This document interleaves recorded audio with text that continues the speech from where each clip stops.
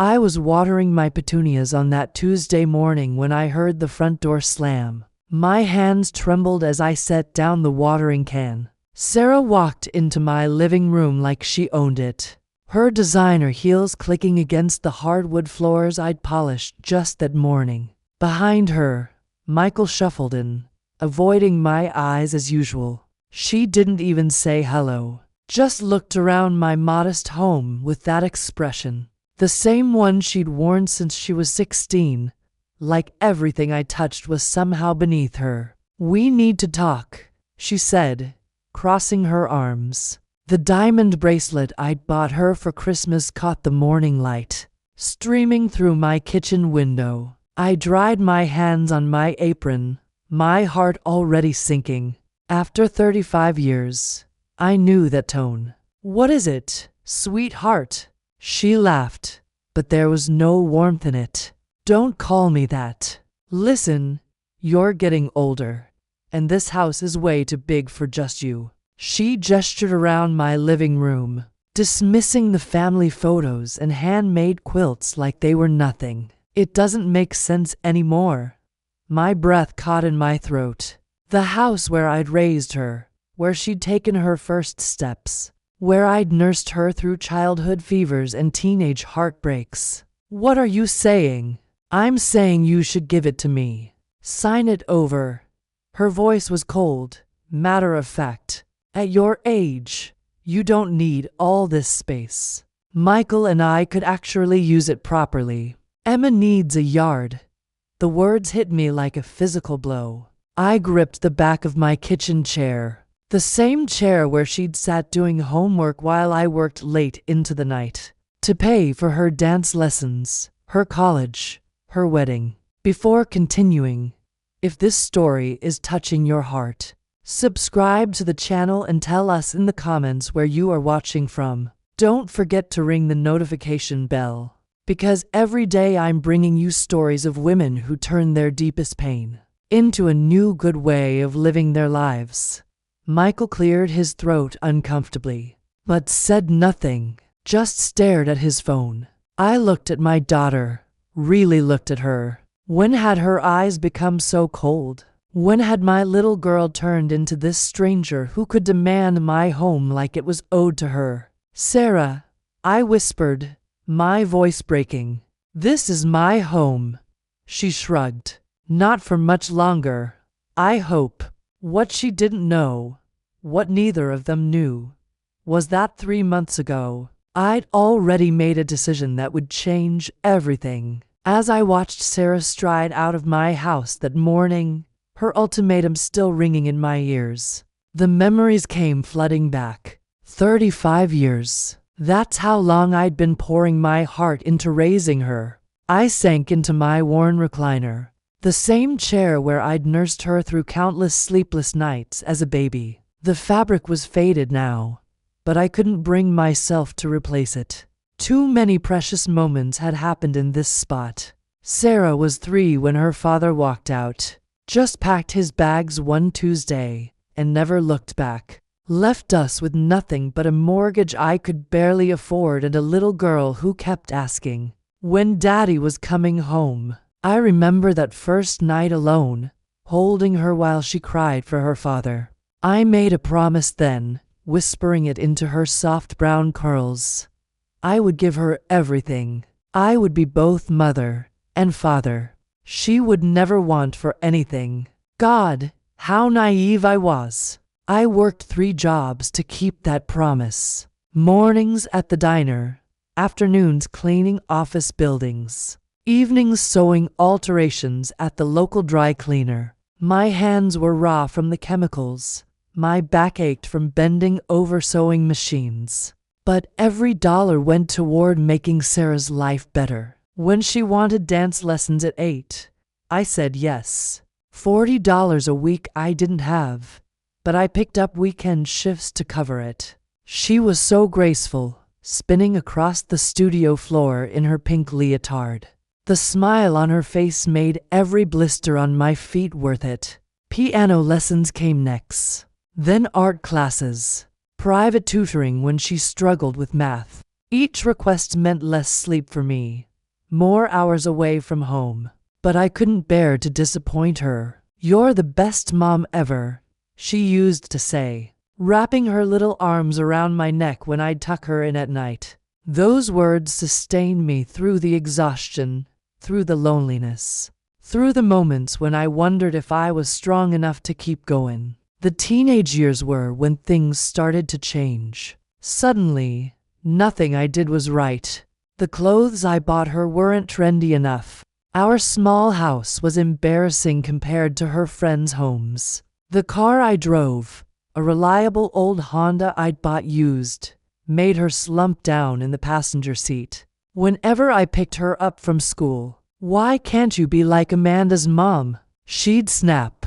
"She drives a nice car and doesn't work at some gross diner." Each cruel word was like a knife to my heart, but I told myself it was just a phase. All teenagers rebelled against their parents, right? I scraped together money for her prom dress, $200 I'd been saving for new tires. She looked beautiful that night, radiant in royal blue satin. But when I offered to take pictures, she rolled her eyes. "God, Mom, you're so embarrassing. Just don't." College was the biggest sacrifice of all. Sarah got into a good school, but we didn't qualify for much financial aid. Too poor for one bracket, too rich for another. The gap fell on me to fill. I took out loans, mortgaged the house again, sold my mother's wedding ring, the only piece of jewelry I owned that had any value. When that wasn't enough, I started working for jobs. Breakfast shift at the diner, lunch shift at a different restaurant, evenings cleaning offices, weekends doing catering. I slept maybe for hours a night for 4 straight years. But Sarah was getting her education. She was going to have opportunities I never had. She'd never have to clean other people's messes or smile at rude customers for tips. She called home maybe once a month during college. Always needed money. "Mom, I need $300 for books. My laptop died. Can you send $500? All my friends are going to Cancun for spring break." I said yes every time.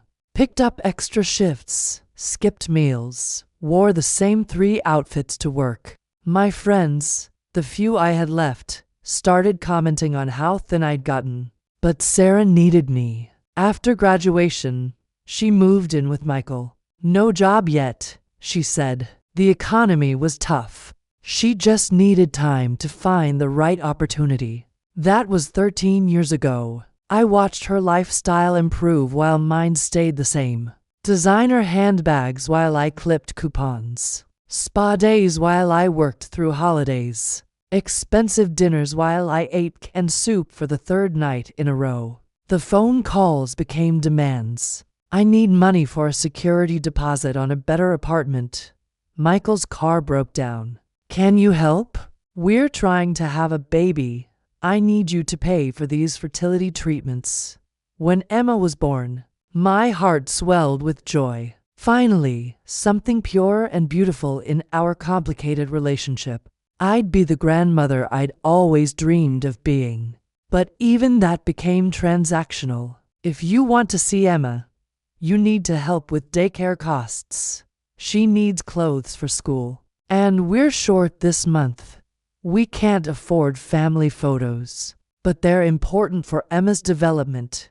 I gave and gave and gave, emptied my savings account, took on credit card debt, started shopping at thrift stores so I could continue funding their lifestyle. And through it all, Sarah's attitude toward me only grew colder. She'd visit maybe 3 times a year, always with her hand out. Never asked how I was doing. Never noticed when I lost weight from stress, or when my hair started going gray from exhaustion. The last time we had a real conversation, before today, was 6 months ago. She'd called demanding I co-sign a loan for a new car. "I can't afford another monthly payment," I'd told her gently. "Maybe something used would forget it," she'd snapped. I don't know why I bother. You never want to help anyway.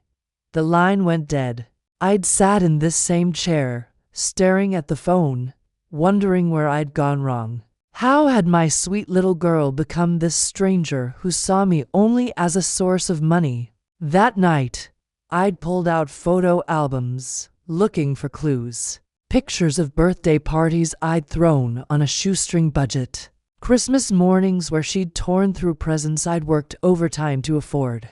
School plays where I'd been the only parent in the audience, because I'd rearranged my entire work schedule to be there. In every photo, she was smiling. But as the years progressed, I noticed something else. The distance between us growing. Her body language shifting away from me. My own smile becoming more strained, more desperate. I'd raised a daughter who had learned to take without giving back, who saw my sacrifices not as love, but as obligation, who measured my worth only by what I could provide. The woman who'd walked into my home that morning, demanding I sign over the house I'd worked 3 decades to pay off, wasn't the daughter I'd dreamed of raising. She was a stranger wearing my child's face. And somewhere in the middle of all those sleepless nights, all those extra shifts, all those times I'd said yes when I should have said no, I'd lost myself completely. But 3 months ago, I'd finally started to find my way back. That afternoon, after Sarah left with her cruel ultimatum echoing in my mind, I called Robert Martinez. He'd been my lawyer for 15 years. Handling everything from my mortgage refinancing to my simple will updates. More than that, he'd become a friend, one of the few people who truly saw how Sarah treated me. I need to see you, I said into the phone, my voice shaking. Today, if possible. Robert's warm voice carried concern. Of course. Come by the office. I'll clear my schedule. An hour later, I sat across from his mahogany desk, my hands trembling as I recounted Sarah's visit. Robert's expression grew darker with each word. She actually demanded you sign over your house? He leaned back in his leather chair, shaking his head. After everything she's put you through? I keep thinking about what I did wrong, I whispered. Where did I fail as a mother? Robert removed his glasses and looked at me with the gentleness of a father. You didn't fail. You gave that girl everything, and she chose to take it all for granted. He opened a file cabinet and pulled out a thick manila folder with my name on it. Inside were documents I'd signed 3 months earlier, papers that would change everything. Do you remember what you told me that day in March? Robert asked softly. When you came in after Sarah's birthday? I closed my eyes, the memory flooding back. March 15th, Sarah's 35th birthday. I'd spent 2 weeks planning a small family dinner, making her favorite cake from scratch, buying a gift I couldn't afford, a pearl necklace I'd seen her admiring in a jewelry store window. She'd arrived 2 hours late with Michael and Emma, not bothering to apologize. Barely looked at the homemade decorations or the carefully set table. When I brought out the cake, a chocolate layer cake that had taken me all morning to perfect, she'd wrinkled her nose. Store-bought would have been fine, Mom. This looks homemade.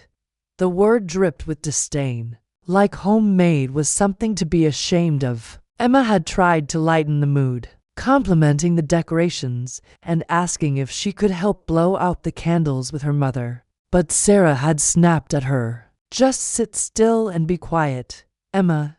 Grandma's already gone overboard as it is. When Sarah opened the pearl necklace, she'd held it up with obvious disappointment. Oh, pearls. How traditional. She'd set it aside without even trying it on.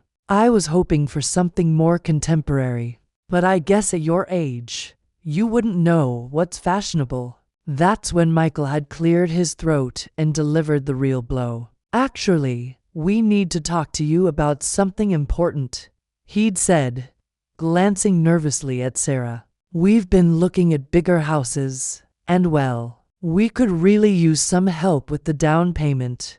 Sarah had smiled then, the first genuine expression she'd worn all evening. "We found this amazing place in Oakville. 4 bedrooms, 3 bathrooms, gorgeous kitchen. But we need about $50,000 for the down payment."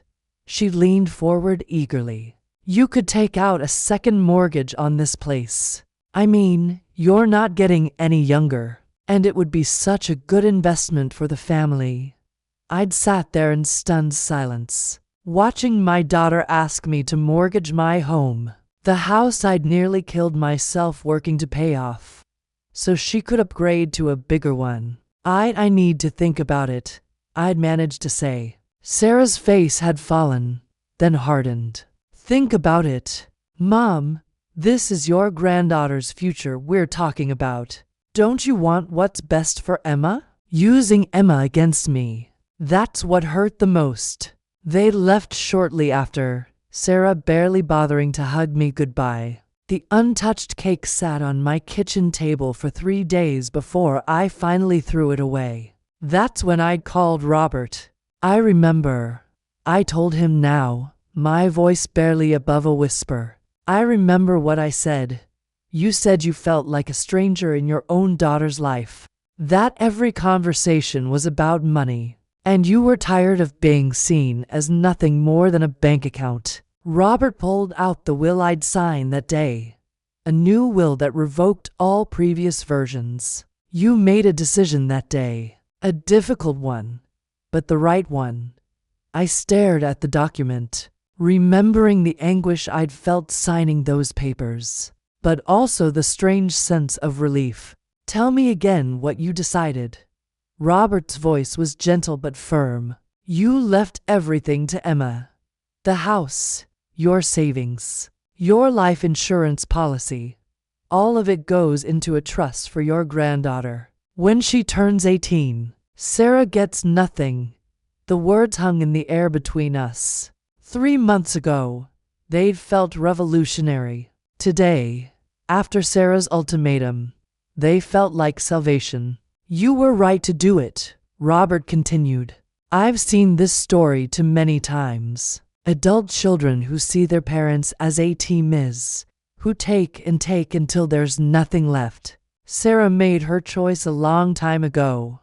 I thought about Emma. Sweet little Emma, who always hugged me tight when they visited, who drew me pictures and called to tell me about school, who was the only one in that family who seemed to genuinely love me for who I was, not what I could provide. "Does Sarah know?" I asked. "How could she?" "You haven't told her, and attorney-client privilege means I certainly haven't." Robert leaned forward. "But given what happened today, maybe it's time she found out." A knock on Robert's office door interrupted my thoughts. His secretary peeked in. "I'm sorry to interrupt, but there's a woman here demanding to see you. She says it's about a will, and she won't leave. She's getting quite aggressive with the staff." Robert and I exchanged glances. Through the frosted glass of his office door, I could see a familiar silhouette pacing in the waiting room. "That's Sarah," I whispered. "How did she?" "She probably looked up who your lawyer was. Property records are public." Robert stood up, straightening his tie. "Do you want to see her?" My heart was pounding, but something had shifted inside me since this morning.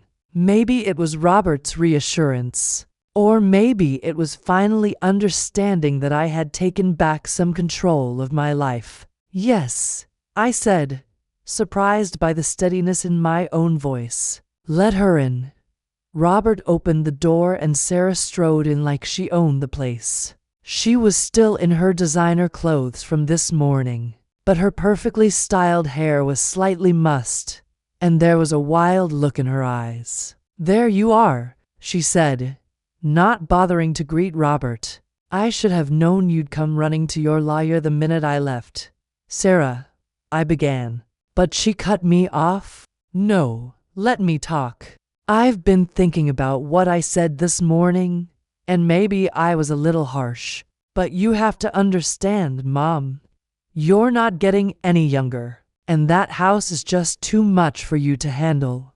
She sat down uninvited, her voice taking on a false sweetness that made my stomach turn. I'm worried about you. What if you fall down those stairs? What if something happens and nobody finds you for days? Wouldn't it be better if you moved somewhere smaller, somewhere safer? And if that means Michael and I could use the house for Emma's benefit, well, that's just practical thinking.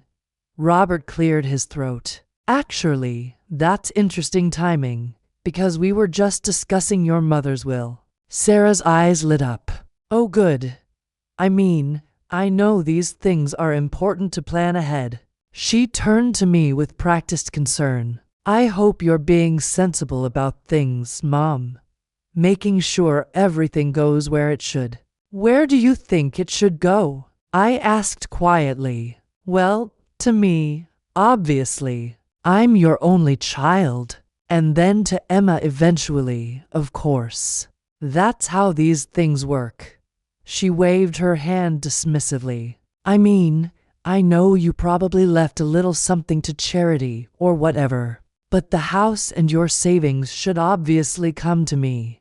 Before we continue, make sure to like this video and subscribe. With your support, we can keep bringing more stories from powerful women that touch the heart of all of us. Robert opened the file folder on his desk. I think there's something you should know about your mother's current will. Sarah leaned forward eagerly. Current will? Did she update it recently? Yes, Robert said carefully. 3 months ago. 3 months? Sarah's brow furrowed.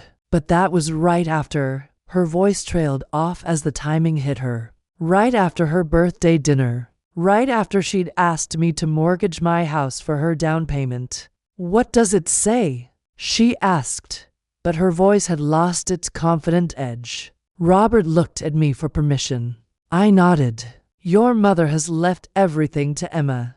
The house, all savings, life insurance, everything goes into a trust for your daughter when she reaches 18. You are not mentioned as a beneficiary. The silence that followed was deafening. Sarah's face went through a series of expressions: confusion, disbelief, and then pure rage. That's impossible, she whispered. You can't. You wouldn't. I already did, I said simply. Sarah jumped to her feet. This is insane. You can't leave everything to an 8-year-old. I'm your daughter. Yes, I said, my voice steady despite my racing heart. You are my daughter, and for 35 years, I've given you everything I had. My time, my money, my love, my sacrifice. And in return, you've treated me like an inconvenience. That's not true. This morning you walked into my home, the home I worked 3 jobs to pay for, and demanded I sign it over to you because I'm too old to deserve it. You didn't ask. You didn't consider my feelings. You demanded it like it was owed to you. Sarah's mask was slipping completely now. After everything I've been through? After Dad left us? You owe me. I don't owe you anything anymore, I said. And for the first time in years, I meant it. I gave you everything a mother could give: college education, emotional support, financial help whenever you asked. And you've spent the last decade treating me like a burden. So you're giving it all to Emma? To spite me? No, I said softly. I'm giving it to Emma because she's the only one in your family who loves me without conditions. Who hugs me because she wants to, not because she needs something. Who draws me pictures and calls to tell me about her day. Sarah stared at me like she'd never seen me before. And maybe she hadn't. Maybe for the first time, she was seeing me as a person instead of a resource. You can't do this, she said, but her voice was weaker now. It's already done, Robert said firmly. The will is legally binding and properly witnessed. Sarah's eyes darted between us, and I could see her mind working, calculating. What if? What if I contest it? On what grounds? Robert asked. Your mother is of sound mind and body. She made this decision freely and with full understanding of its implications. I'm her daughter. I have rights. You have the right to file a contest, Robert said calmly, but you'd need to prove undue influence, lack of mental capacity, or fraud. Given that this decision was made after decades of what I can document as financial and emotional exploitation, I don't like your chances. The fight seemed to go out of Sarah all at once. She sank back into her chair, staring at the floor. How could you do this to me? She whispered. How could you do what you did to me? I replied. How could you ask me to mortgage my home so you could buy a bigger one?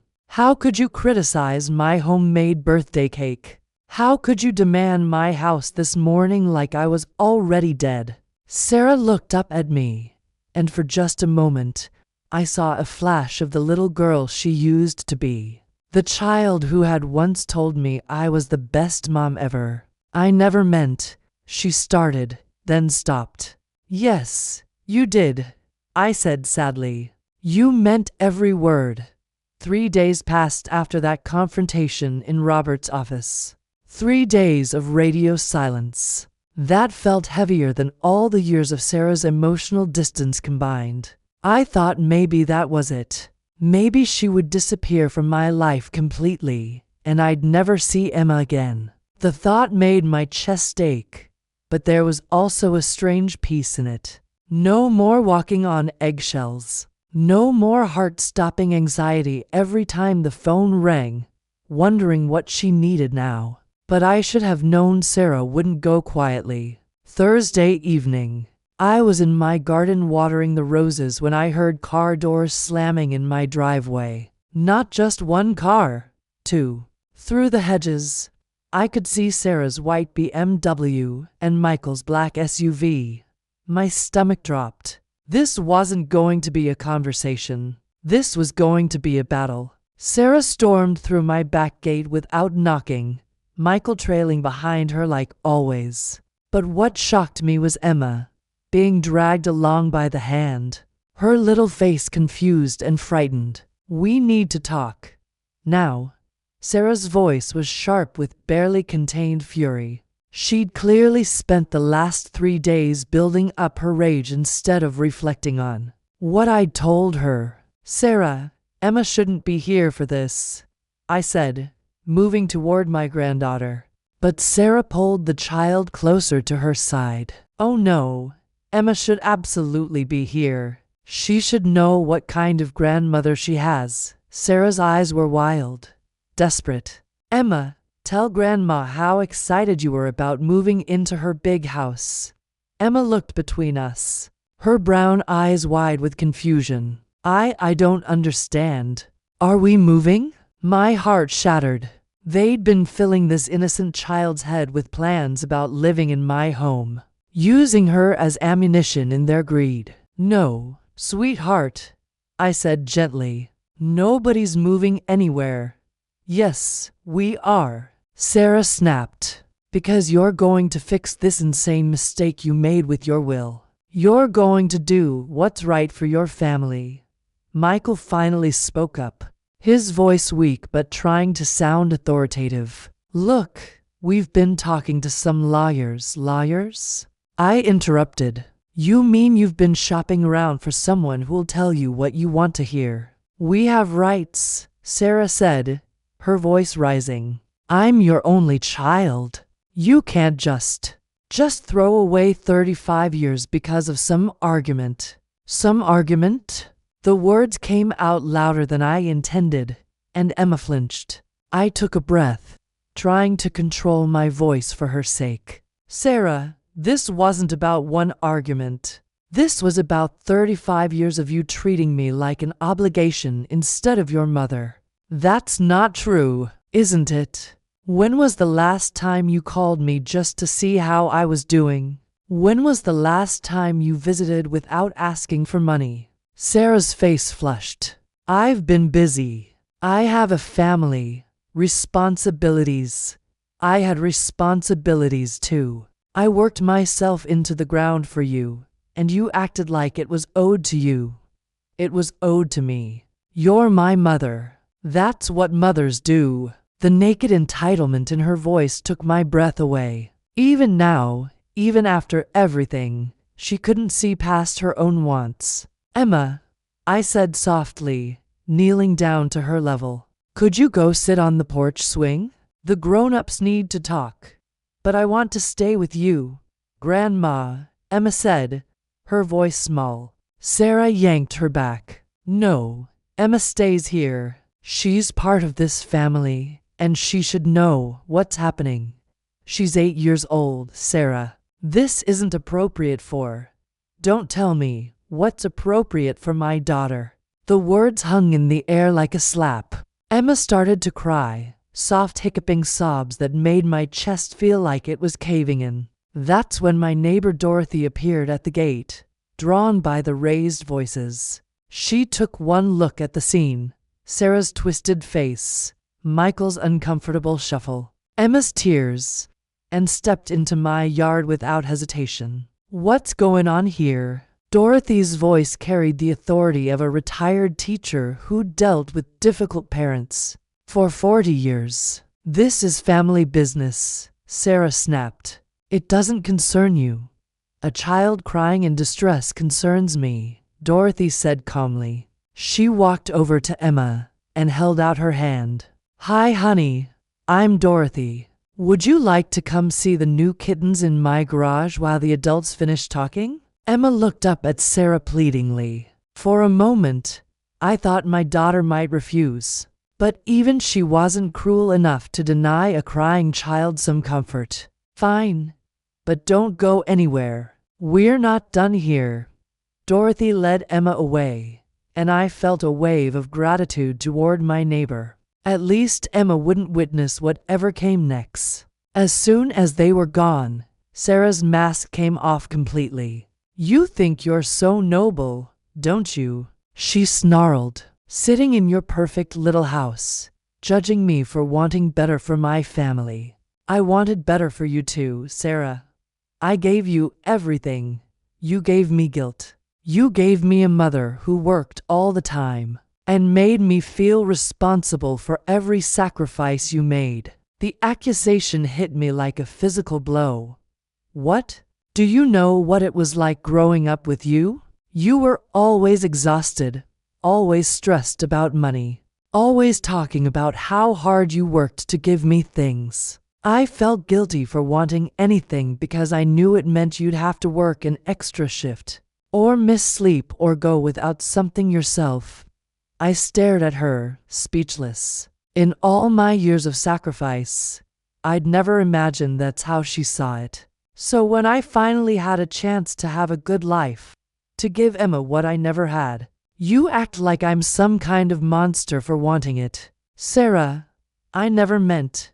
And now you're punishing me by giving everything to Emma? My own daughter? Her voice cracked with something that might have been genuine pain. Do you know what that feels like? To know your own mother thinks you're so worthless that she'd rather leave everything to a child than trust you with it? For a moment, I saw past the greed and entitlement to the hurt underneath. My daughter felt rejected, abandoned, just like I'd felt when she started treating me like an ATM. It's not about punishment, I said quietly. It's about protection. Protection from what? From me? From what you've become. The words came out harsher than I intended, but they were true. Sarah recoiled as if I'd struck her. What I've become? I became exactly what you raised me to be. You taught me that love meant giving people what they wanted. You taught me that my needs mattered more than your well-being. You created this, and now you want to act like you're the victim. Michael stepped forward, finally finding his voice. Maybe we should all calm down. Shut up, Michael. Sarah whirled on him. This is your fault too. You're the one who said we should ask for the house in the first place. I never said demand it, Michael protested weakly. I said ask. Oh. So now you're backing down? Now you want to act like you weren't counting on that inheritance money for the down payment. On the Oakville house? The raw truth of it hung in the air. They'd been planning to use my death to upgrade their lifestyle. Not just hoping. Actively planning. Get out, I said quietly. What? Get out of my house. Out of my garden. Out of my life. Sarah's face went white. You can't mean that. You came here with lawyers' threats and plans for my inheritance. You brought my granddaughter to manipulate me. You just admitted you and Michael have been counting on my death to pay for your next house. My voice was steady now, strengthened by a clarity I hadn't felt in years. You don't see me as your mother anymore, Sarah. You see me as an obstacle to the life you think you deserve. That's not. It is. And I'm done pretending otherwise. Sarah's mouth opened and closed like a fish. For the first time in her adult life, she had no comeback, no manipulation, no way to twist the situation to her advantage. The will stands, I continued. Emma will get everything when she turns 18, along with a letter explaining why. Maybe by then she'll understand that love isn't about what you can take from someone. You'll regret this, Sarah said, but her voice lacked conviction. We'll contest it. We'll fight you in court. Go ahead. Robert says I have an ironclad case. I stood up straighter, feeling something I hadn't experienced in decades. My own power. But if you do, if you drag this family through a legal battle, Emma will know exactly what kind of person her mother really is. Sarah's face crumpled, and for a second I thought she might apologize. Might recognize what she'd done to us, might try to salvage what was left of our relationship. Instead, she grabbed Michael's arm. Come on, we're leaving. Sarah, wait, Michael said, looking between us. Maybe we can work something out. Maybe if we... No. Sarah's voice was flat, defeated. She's made her choice. And now I'm making mine. She walked toward Dorothy's yard to collect Emma, her spine rigid with pride and fury. I watched her go and felt something breaking inside me. But it wasn't my heart. It was the chains I'd been wearing for 35 years. As they drove away, Emma's confused face pressed against the back window. I stood in my garden and breathed deeply for the first time in decades. The war was over, and finally, after all these years, I had won. Not the battle for Sarah's love. That was lost long ago. But the battle for my own dignity, my own peace, my own right to be treated with respect. It was a victory that came at the highest possible price. But it was still a victory. 6 months have passed since that final confrontation in my garden. 6 months since I watched my daughter drive away with my granddaughter's confused face pressed against the window. The silence that followed felt both devastating and liberating. The first few weeks were the hardest. I kept expecting the phone to ring, kept waiting for Sarah to show up at my door, maybe with an apology, maybe with another demand. But the silence stretched on, broken only by Dorothy's daily check-ins and Robert's occasional updates on legal matters. That never materialized. She hasn't filed anything, Robert told me during one of our coffee meetings. No will contest. No harassment charges. Nothing. I think Sarah finally understood she had no case. More than that, I think she understood she had no ground to stand on morally either. Even her rage had limits when confronted with the truth of her own actions. The loneliness was real. 35 years of being needed, even if that need was purely financial, doesn't disappear overnight. Some evenings, I'd catch myself reaching for the phone to call Sarah about something small, then remembering our new reality. But gradually, something beautiful began to emerge from the silence. I started sleeping better. Really sleeping. Not the fitful dozing I'd done for years while worrying about Sarah's next crisis or demand. My shoulders stopped carrying the constant tension of waiting for the other shoe to drop. Dorothy became more than a neighbor. She became family. We started a small garden club with 3 other women from our street.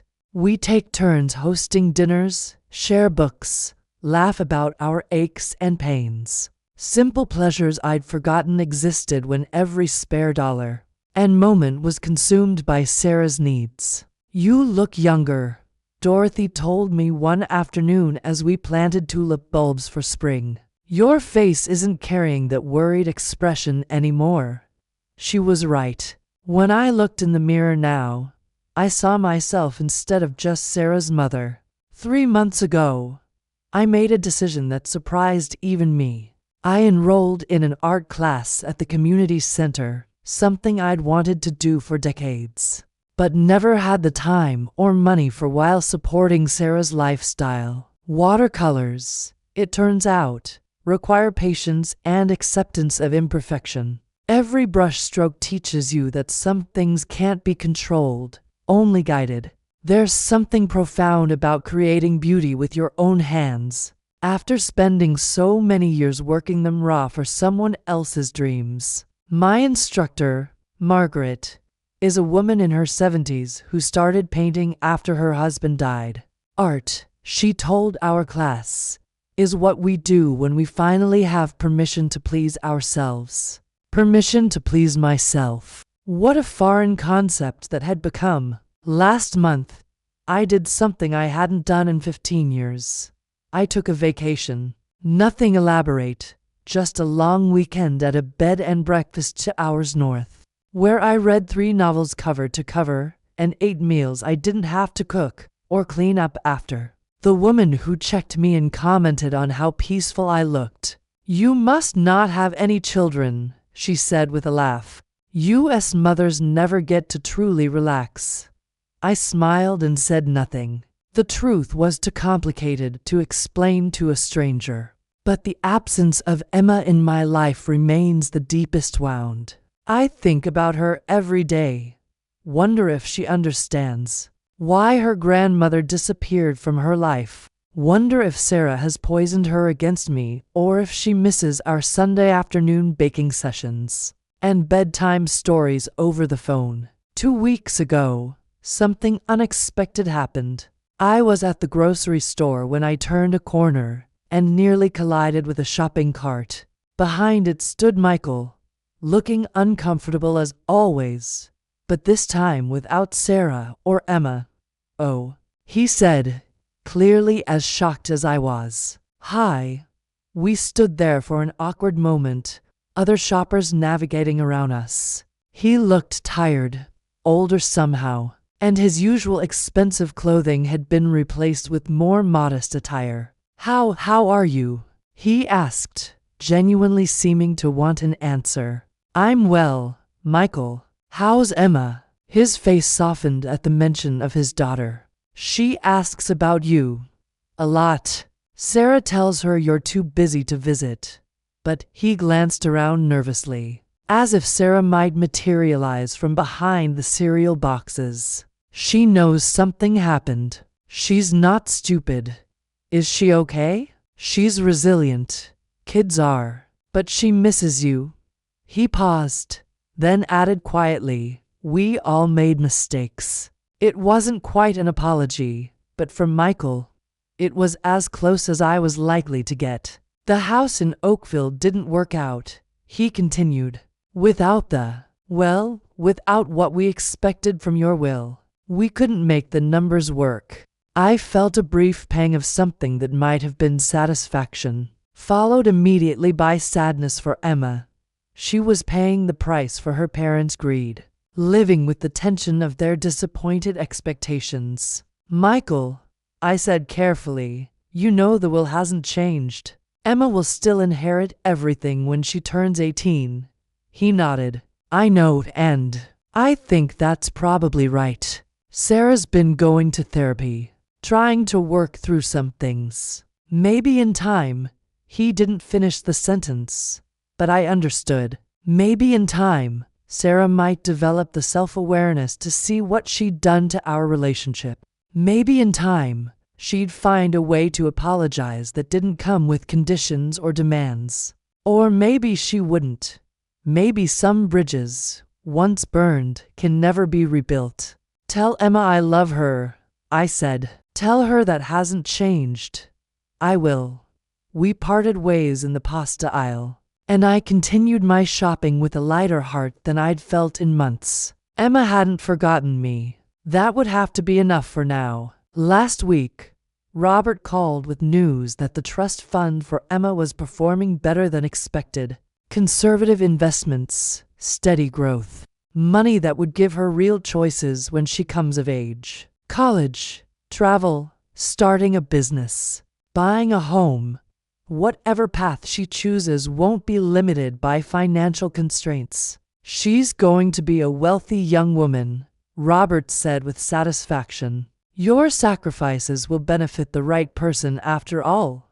Tonight, I'm sitting in my living room, still my living room, still my home, working on a watercolor of the sunset from my garden. The colors are imperfect, bleeding into each other in ways I can't control. But there's beauty in the unpredictability, peace in the process of creation. On my mantel sits a letter I've been writing to Emma, to be opened when she receives her inheritance. In it, I explain my decision not as punishment for her mother, but as protection for her future.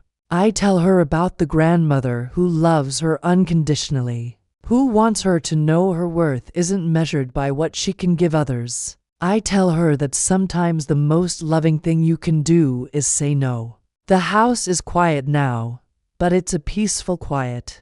Not the hollow silence of abandonment, but the gentle hush of a life finally lived for its own sake. For the first time in 35 years, I am enough, just as I am, just for myself. And that is its own kind of justice.